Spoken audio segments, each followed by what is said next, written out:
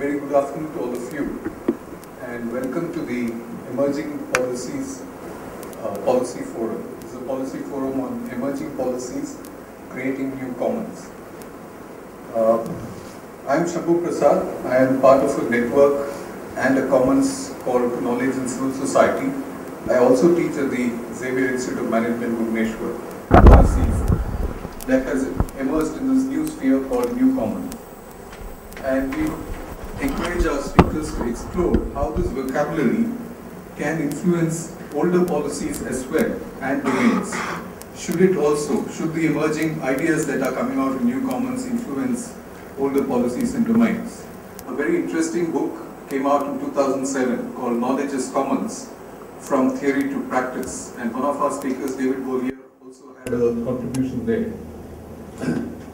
But if we take this as a document which we would like our speakers to engage with, there are new commons that are emerging in what might be seen as unconventional spaces.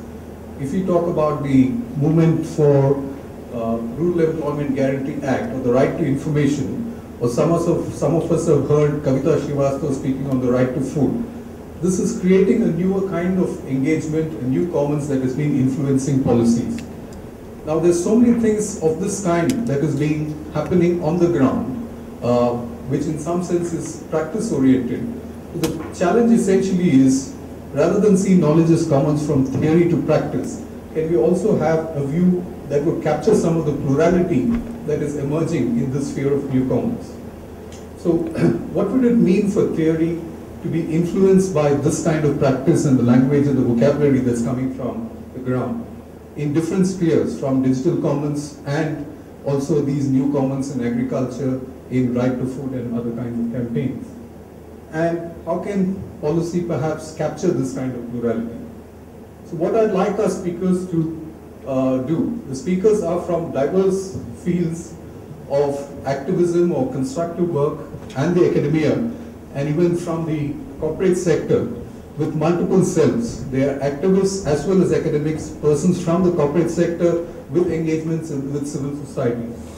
The three possible questions I'd like our speakers to engage with. How do they see the new commons from their perspectives and their sphere of work? What would they think needs to be brought into these discussions? And can or how can theory or policy capture this, this dimension? I think the challenge is less about crafting policy per se than in working with commoners to ascertain what's needed. In some ways, to reverse the title of that anthology of essays, From Theory to Practice, it should be about from practice to theory that we need to work on. Because any policies to work ultimately should have the moral legitimacy of the commoners and their engagement. At the same time, we need institutional structures to facilitate the development of new commons.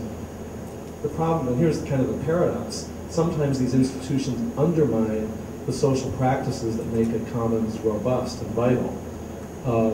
And so I think there's a real challenge in devising effective commons-based institutions which can facilitate, promote, protect commons, yet not supplant the commoning, the social practices that are needed to make it robust. Because the bureaucratization of a commons is an oxymoron, and we don't want institutions that simply bureaucratize the commons.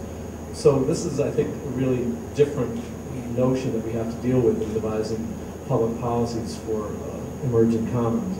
If the commons is about a form of property rights which works, then what is the nature of the property rights which makes it distinct from property rights vested in the mainstream economy, which seems to be undermining the commons? Now, my experience, I want to make a suggestion here, that when we talk about new commons, we talk about not just the old traditional commons of natural resources in rural areas, and not just about the new digital commons, but we talk about the commons as a way of organizing the mainstream economy. And this thought came to me when visiting a sawmill in Norway, owned by members of the local commons. A commercial sawmill competing with other commercial sawmills, making a profit, competing in the markets, and turning the profits back into collective goods for the community.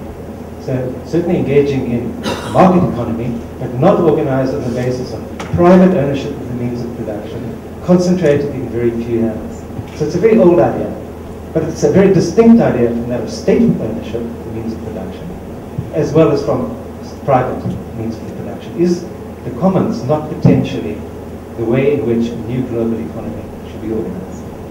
I don't think we should separate the so-called old commons from the new commons. In fact, I hate the term new commons because it suggests a little joke is that it's like Native Americans discovering that they were discovered by the Europeans.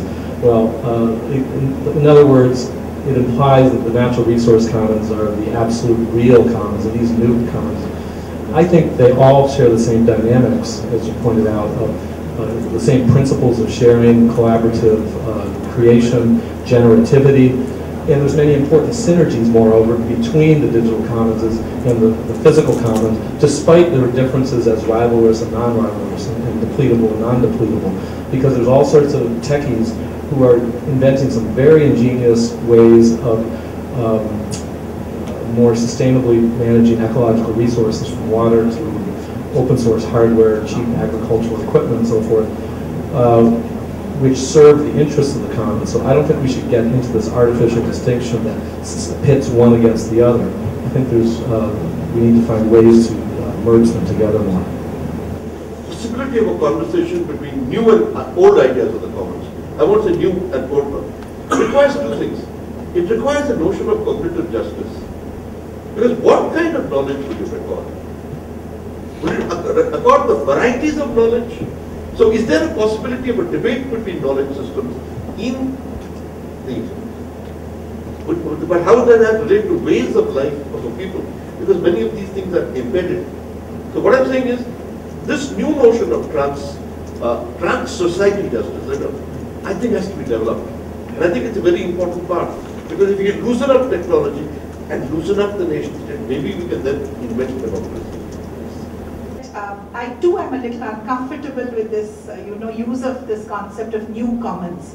And I think, there is a problem there because there are so many issues about commons itself which we've not been able to, fully understand. And then, dealing with the new commons, if we have to deal with it, I think we have to be sensitive to some of the questions that Shiv raised about the hegemony of language, which languages get represented in this new commons, etc., etc.